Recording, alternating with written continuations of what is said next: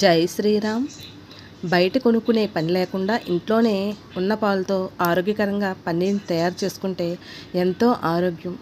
అయితే ఈ పన్నీర్ తయారీలో మిగిలిపోయిన నీటిని వే అని పిలుస్తారు. దీనికి అనేక ప్రయోజనాలు కూడా ఉన్నాయండి.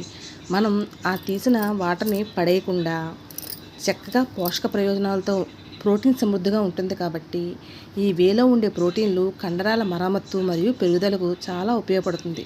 ఖనిజాలు, విటమిన్లు, కాల్షియం, ఫాస్ఫరస్ వంటి ఖనిజాలతో B2, B12 విటమిన్లతో సమృద్ధిగా ఉంటుంది.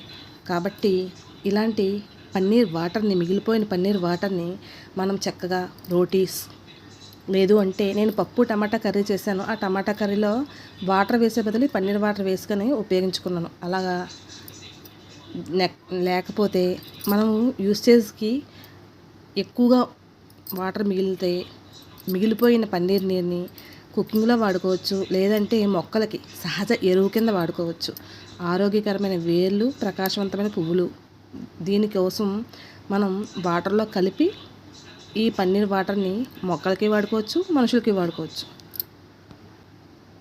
ఎక్కువగా దీన్ని టమాటోలు, తులసి వంటి ఆమ్ల pHలో బాగా పెరిగే మొక్కలకు వాడితే బాగుంటుంది.